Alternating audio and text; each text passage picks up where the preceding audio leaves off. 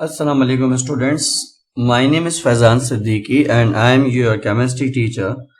आज का बच्चों जो लेक्चर नंबर 10 है वो हमारा लेक्चर नंबर 9 से कनेक्टेड है और empirical formula and molecular formula हमने लास्ट लेक्चर में डिस्कस करना शुरू किया था। थोड़ा सा उसका थ्योरी का पार्ट हमने डिस्कस किया था और उसके बाद फिर हम न्यूमेरिकल्स डिस्कस कर रहे थे और उस न्यूमेरिकल्स में हमने डिस्कस यूं किया था कि इसके क्वेश्चंस पेपर में 2 मार्क्स में भी आते हैं, 4 मार्क्स में भी आते हैं एंड 7 मार्क्स में भी आते हैं। तो वो 2 मार्क्स में किस तरीके से आते थे हमने सबसे पहले वो डिस्कस किया लास्ट लेक्चर में, लेक्चर 9 में। अब ये क्वेश्चंस 4 मार्क्स में किस तरह से आते हैं तो उसको हम आज के लेक्चर में डिस्कस करने जा रहे हैं। तो जरा इसको देख लें। 4 मार्क्स में जब ये क्वेश्चन आ रहे होते हैं तो उसमें 4 स्टेप्स में आपको वर्किंग यहाँ पे करनी होती है। तो उसमें काम कैसे करना होता है उसको एक एक करके देखते हैं। पास पेपर का एक क्वेश्चन आपके सामने स्क्रीन पर है कि organic compound contains carbon, hydrogen, oxygen, has 26.7% carbon, 2.2% hydrogen, ठीक है, बाय वेट, जबकि तीसरा एलिमेंट ऑक्सीजन है, उसके बारे में कोई बात नहीं की हुई। फिर कह रहे हैं find molecular formula if molecular mass is 90 AMU। ये इंफॉर्मेशन जो है वो आपको दी गई। अब इस इंफॉर्मेशन को लेके आपने कैसे वर्किंग करनी है उस पर हम बात करेंगे। सबसे पहला काम ये करेंगे कि इस पे हम डाटा बनाएंगे। जो भी इंफॉर्मेशन हमें गिवन है, जो भी इंफॉर्मेशन हमें रिक्वायर्ड है, वो सारी चीजें डाटा में मेंशन होंगी। तो इसलिए सबसे पहले तो इसका बनेगा डाटा। इसमें कह रहे हैं कि कार्बन जो है वो यहाँ पर 26.7% है, तो आपने वो मेंशन किया। हाइड्रोजन जो है वो यहाँ पे 2.2% है, तो आपने वो मेंशन किया। ऑक्सीजन क्वेश्चन में कहा हुआ है कि ऑक्सीजन प्रेजेंट जरूर है लेकिन उसका मास नहीं दिया हुआ। एक चीज याद रखिएगा, एक कंपाउंड में जितने भी एलिमेंट्स होते हैं उनकी परसेंटेजेस को जब भी ऐड करें तो वो हमेशा 100% आ रहा होता है। तो इसलिए कार्बन, हाइड्रोजन और ऑक्सीजन की परसेंटेजेस को जब आप ऐड करेंगे तो इसका सम 100% आएगा। तो इसलिए अगर ऑक्सीजन की परसेंटेज निकालनी है तो उसका तरीका ये होगा कि आप 100 में से माइनस कर दें बाकी दोनों एलिमेंट्स की परसेंटेजेस, कार्बन एंड हाइड्रोजन दोनों की। तो जब माइनस करेंगे तो आपको ऑक्सीजन की मिल जाएगी। तो 100 में से माइनस किया 26.7, उसमें से माइनस किया 2.2। डाटा में करके दिखा दें इसको, कोई मसला नहीं है, ठीक है। तो जब आप उसको माइनस करेंगे तो वो किस तरीके से होगा कि 100 माइनस 26.7 माइनस 2.2, तो आपके पास ये आ गया 71.1।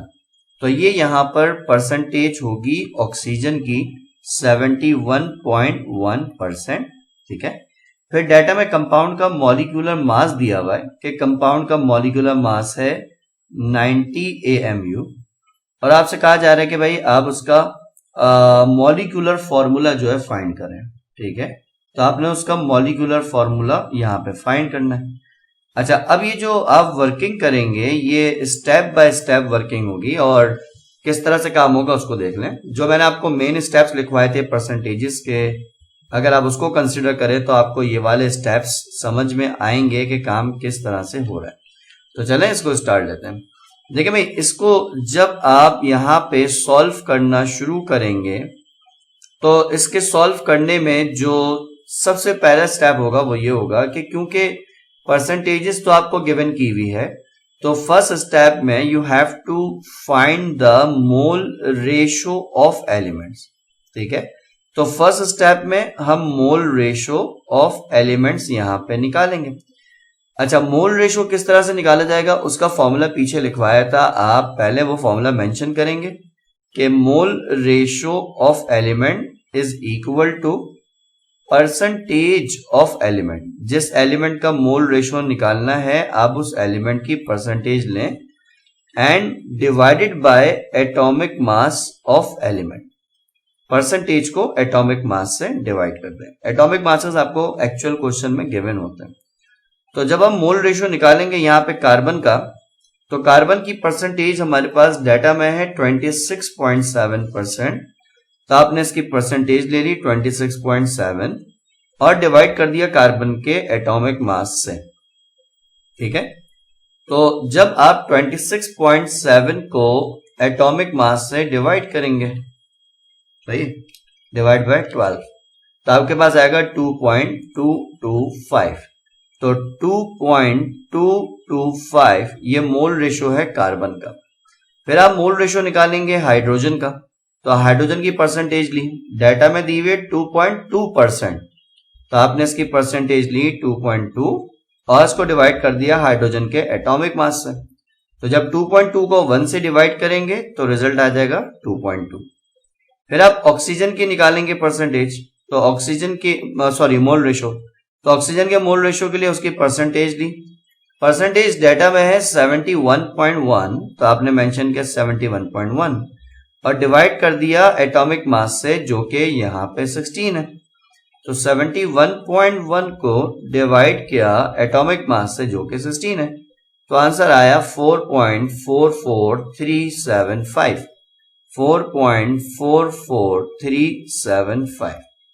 तो यहां पर आपको इन एलिमेंट्स की फर्स्ट स्टेप में मोल रेशोस मिल गए, ठीक है। अच्छा, उसके बाद जो हमारा स्टेप नंबर 2 होगा, उस स्टेप नंबर 2 में आपने इन एलिमेंट्स की सिंपलेस्ट रेशो निकालनी है। तो इसलिए स्टेप नंबर 2 मोल रेशो के बाद यहाँ पे सिंपलेस्ट रेशो का होगा। आपको याद होगा 2 मार्क्स वाले जो क्वेश्चंस हमने किए थे उसमें ये वाले स्टेप्स आ रहे होते थे, सही है। अच्छा जी, जब आप सिंपलेस्ट रेशो फाइंड करेंगे तो पहले तो सिंपलेस्ट रेशो का आपने फॉर्मूला मेंशन किया कि simplest ratio is equal to, किसके इक्वल होता है बच्चों? ये इक्वल होता है mole ratio of elements divided by least mole ratio. Element की मोल रेशो को जब लीस्ट मोल रेशो से डिवाइड करेंगे तो डिवाइड करके आपको सिंपलेस्ट रेशो मिलेगा। तो जब आप कार्बन का सिंपलेस्ट रेशो निकालेंगे तो आपने कार्बन का मोल रेशो लिया।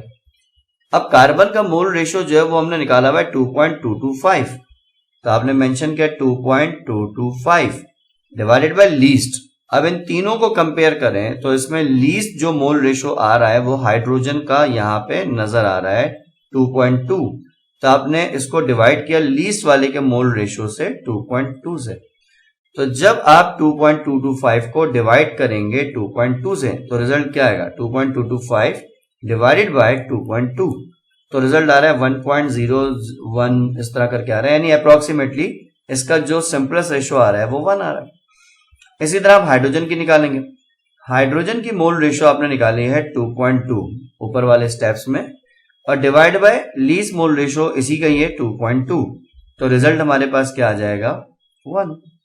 उसके बाद आप ऑक्सीजन की निकालेंगे।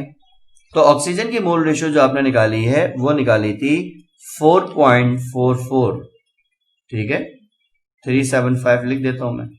अच्छा, divided by least mole ratio, least mole ratio वही रहेगा 2.2। तो जब आप इसको यहां पर डिवाइड करेंगे, यानी आपके पास पहली वैल्यू है न्यूमरेटर में 4.44375, आपने इस वैल्यू को डिवाइड किया 2.2 से, तो आपके पास अप्रोक्सीमेटली आंसर है 2.019, यानी हम इसको अप्रोक्सीमेट कर दें तो ये आंसर जो है वो 2 के बराबर है।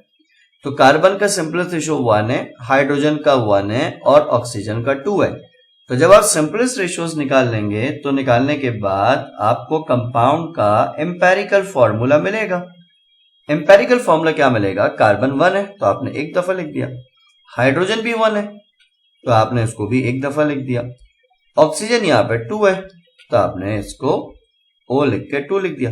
CHO2 जो है वो इसका एम्पेरिकल फॉर्मूला निकल गया। उसके बाद अभी स्टेप्स यहाँ पे कंटिन्यू चल रहे हैं। यहाँ पे अगला जो स्टेप है स्टेप नंबर 3, इस स्टेप में आपने कांस्टेंट की वैल्यू निकालनी है। मैंने पीछे भी डिस्कस किया था कि कांस्टेंट को बुक में n से लिखा हुआ है, लेकिन n क्योंकि हम ऑलरेडी नंबर ऑफ मोल्स के लिए इस्तेमाल करते हैं इसलिए हमने इसको k से यहां पर लिख दिया। अब कांस्टेंट की वैल्यू निकालने के लिए फॉर्मूला था कि कांस्टेंट यानी k is equal to molecular mass divided by empirical formula mass. आप मॉलिक्यूलर मास को एम्पेरिकल फॉर्मूला मास से डिवाइड करेंगे तो डिवाइड करके आपको कांस्टेंट की वैल्यू मिलेगी। तो स्टेज जब आप इसको अप्लाई करेंगे तो constant is equal to molecular mass जो आपको डाटा में दिया हुआ है वो दिया हुआ है 90। तो ये मॉलिक्यूलर मास आपने यहां न्यूमरेटर में लिया 90, ठीक है, divided by empirical formula mass. Empirical formula मास वो मास है जो इस एम्पेरिकल फॉर्मूला से निकलेगा। तो एम्पेरिकल फॉर्मूला CHO2 है, इसमें कार्बन का 12 है, हाइड्रोजन का 1 है और ऑक्सीजन का 32 है। तो अगर आप 12 में 32 ऐड करें तो 44 हो जाएगा, 44 में 1 ऐड करें 45 हो जाएगा।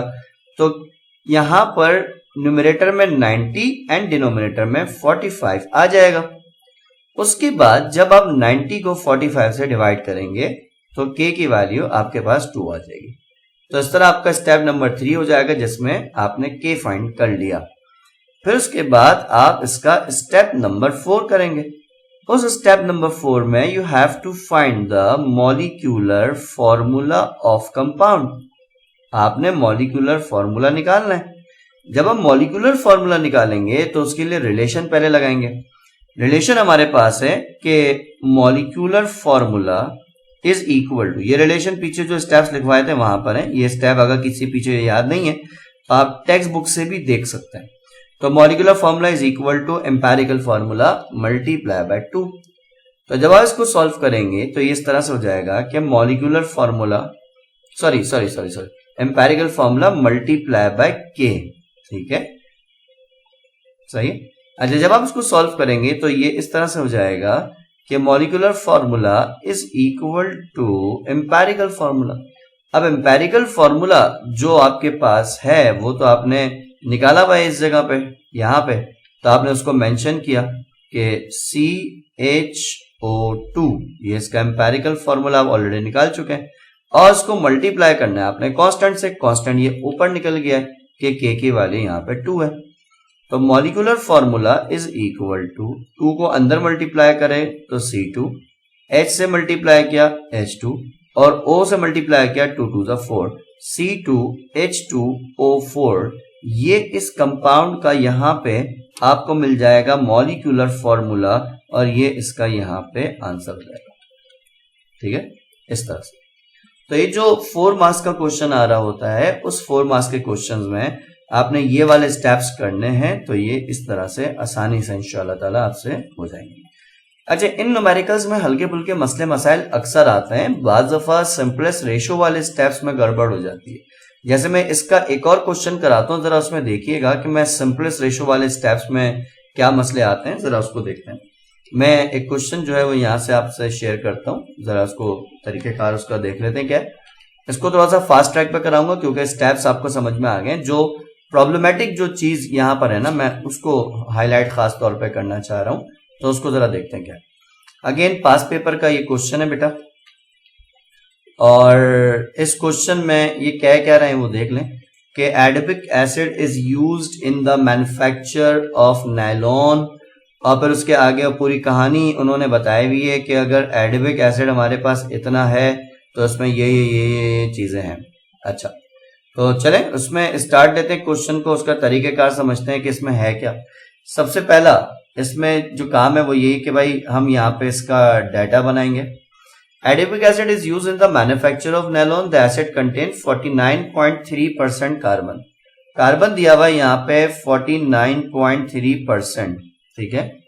6.9% हाइड्रोजन, हाइड्रोजन दिया हुआ है 6.9%। ऑक्सीजन दिया हुआ है 43.8%। और आपसे कहा जाए, और मॉलिक्यूलर मास आपको दिया हुआ है कि मॉलिक्यूलर मास एसिड का है 146 AMU। और आपसे कहा जा रहा है कि find molecular formula of adipic acid. आप एडिपिक एसिड का मॉलिक्यूलर फॉर्मूला यहां पे बताएं, ठीक है। ये इसका डाटा इस तरीके से है, इस पे वर्किंग करनी। अच्छा, अब इस पे हम वर्किंग कैसे करेंगे उसको समझ लें। उसी तरह स्टेप बाय स्टेप इसमें हमने काम करना है और स्टेप बाय स्टेप किस तरीके से काम होगा उसको समझ लें। सबसे पहला स्टेप जो हमारे पास है वो वही रहेगा कि we have to find the mole ratio of elements. हमने बारी बारी तमाम एलिमेंट्स की मोल रेशोज निकालनी है। तो सबसे पहले कार्बन की निकालेंगे और उससे पहले हम फॉर्मूला मेंशन करेंगे। तो हमारे पास फॉर्मूला वही पुराना फॉर्मूला है कि mole ratio of element is equal to percentage of element. Element की जो भी परसेंटेज है आप वो ले लें, divided by atomic mass of element. ये फॉर्मूला है। तो जब आप इस फॉर्मूले को अप्लाई करेंगे कार्बन के लिए, तो कार्बन की जो परसेंटेज आपके पास दी हुई है वो परसेंटेज है 49.3 और कार्बन का एटॉमिक मास होता है 12। तो जब आपने 49.3 को डिवाइड कर दिया 12 से, तो डिवाइड करने पर आपके पास मोल रेशो आ रहा है 4.108। ठीक है, इस तरह से आ रहा है। ये कार्बन का मोल रेशो है। इसी तरह हाइड्रोजन का निकालेंगे। हाइड्रोजन की परसेंटेज है 6.9, इसका एटॉमिक मास है 1। तो 6.9 को 1 से डिवाइड किया तो रिजल्ट इसका आ जाएगा 6.9। इसी तरह ऑक्सीजन की निकालेंगे। तो ऑक्सीजन की परसेंटेज है 43.8 और एटॉमिक मास इसका है 16। तो जब आप 43.8 को डिवाइड करेंगे 16 से, तो 2.7375 आपके पास यहाँ पे ऑक्सीजन की मोल रेशो आ जाएगी। ये इस तरह से होगा। तो आपके पास जो स्टेप नंबर 1 है वो ये है कि आपने एलिमेंट्स की मोल रेशोज यहाँ पे निकालनी। अच्छा, उसके बाद जो स्टेप नंबर 2 यहाँ पर है वो स्टेप 2 ये है कि you have to find the simplest ratio of elements. Simplest ratio आपने निकालना है। अच्छा, जब आप सिंपलेस्ट रेशो निकालेंगे, पहले आपने फॉर्मूला मेंशन किया। फॉर्मूला फिर सबको याद होना चाहिए भाई, क्योंकि एक ही फॉर्मूला है जो रिपीट हो रहा है, सीक्वेंस से चल रहा है। तो फॉर्मूला क्या है कि simplest ratio of element is equal to mole ratio of element divided by least mole ratio. Element का जो भी मोल रेशो है उसको लीस्ट मोल रेशो से डिवाइड करेंगे तो सिंपलेस्ट रेशो मिलेगा। तो जब आप कार्बन का सिंपलेस्ट रेशो निकालेंगे तो आपने कार्बन की मोल रेशो ली। कार्बन की मोल रेशो है 4.108, तो 4.108 डिवाइड बाय लीस्ट वाले का मोल रेशो। अब लीस्ट वाला जो मोल रेशो आपके पास चल रहा है वो है 2.7375। तो आपने लीस्ट वाले के मोल रेशो से डिवाइड कर दिया 2.7375। तो जब आप इसको डिवाइड करेंगे तो डिवाइड करने पर आपको कार्बन की मिल गई मोल रेशो। ठीक है, कितनी मिल जाएगी? 4.108 डिवाइडेड बाय 2.7375, तो ये हो जाएगा कितना? 1.5। ठीक है, 1.5 कार्बन की मोल रेशो आ गई। फिर आप हाइड्रोजन की मोल रेशो निकालेंगे। तो उसके लिए आपने हाइड्रोजन की परसेंटेज ली जो कि है कितनी? 6.9% divided by least mole ratio आपके पास है, ये परसेंटेज नहीं है, सॉरी, ये इसका मोल रेशो हाइड्रोजन का 6.9 डिवाइडेड बाय लीस्ट वाले का मोल रेशो। लीस्ट वाले का मोल रेशो है 2.7375। तो जब आप 6.9 को डिवाइड करेंगे 2.7375 से, तो डिवाइड करने पर आपके पास इसकी मोल रेशो आ जाएगी 2.5, सिंपल रेशो आ जाएगी 2.5। ठीक है, उसके बाद ऑक्सीजन की सिंपलेस्ट रेशो निकालेंगे। उसके लिए आपने ऑक्सीजन का मोल रेशो लिया। ऑक्सीजन का मोल रेशो है 2.7375 और डिवाइड कर दिया लीस्ट वाले से, तो लीस्ट भी इसी का है 2.7375। जब डिवाइड करेंगे ऑक्सीजन की सिंपलेस्ट रेशो आ जाएगी 1। अरे जब हम सिंपलेस्ट रेशो निकालते हैं तो उसके बाद हमें कंपाउंड का एम्पेरिकल फॉर्मूला यहाँ पे लिखना होता है। तो इसलिए इसके बाद हमने एम्पेरिकल फॉर्मूला देना है। अब एम्पेरिकल फॉर्मूला जब हम लिखेंगे तो उसका तरीका क्या होगा कि भाई आपके पास यहां पर ना पॉइंट के बाद 5 आ रही है वैल्यू। देखिए, इसमें एक पुरानी बात याद रखें, अगर सपोज कार्बन की होती 1.5 के बजाय 1.9 तो हम इसको राउंड ऑफ करके 2 कर देते, या अगर इसकी होती 1.1 तो राउंड ऑफ करके इसको अप्रोक्सीमेटली 1 कर देते।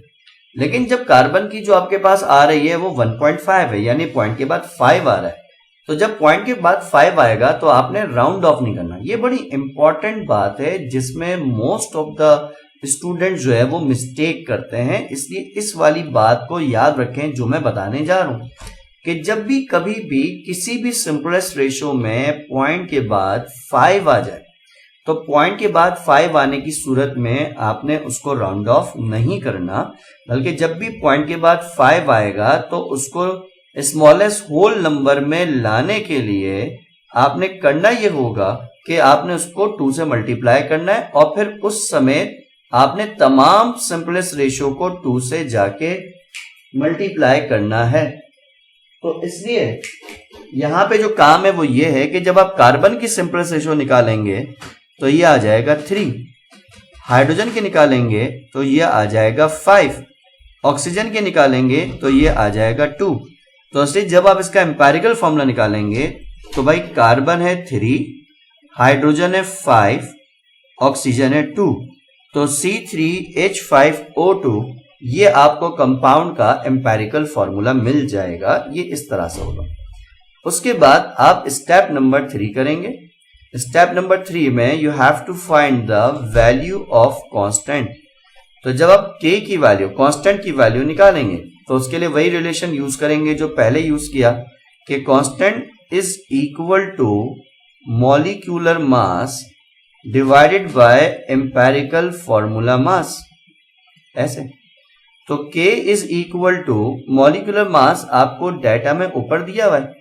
अगर आप क्वेश्चन चेक करें तो उसमें मॉलिक्यूलर मास दिया हुआ है 146। तो इसलिए आपने यहां पे क्या किया कि मॉलिक्यूलर मास यहां पे मेंशन किया 146 divided by empirical formula mass. Empirical formula मास जो है वो यहां से निकलेगा। तो देखो कार्बन के 3 एटम है, एक कार्बन का 12 होता है, 3 कार्बन का 36 हो जाएगा। हाइड्रोजन के 5 एटम है, एक हाइड्रोजन का 1 होता है तो 5 हाइड्रोजन का 5 हो जाएगा। ऑक्सीजन के 2 एटम्स हैं, एक ऑक्सीजन का एटॉमिक मास 16 होता है तो 2 ऑक्सीजन का 32 हो जाएगा। तो जब आप इसको कैलकुलेटर पे सम करेंगे, सही है कि आपने 36 में प्लस किया 5 प्लस किया 32 तो आपके पास ये आ गया कितना 73। तो 146 अपॉन 73, और जब 146 को 73 से डिवाइड करेंगे तो डिवाइड करने पर कांस्टेंट की वैल्यू आ जाएगी 2। ये आपका हो गया सेकंड लास्ट स्टेप। उसके बाद जो लास्ट स्टेप होगा यानी कि स्टेप नंबर 4, उस स्टेप में आपने मॉलिक्यूलर फॉर्मूला निकालना है। तो इसलिए इस स्टेप में जब आप मॉलिक्यूलर फॉर्मूला यहाँ पे निकालेंगे तो उसके लिए आप रिलेशन यूज करते हुए काम करेंगे।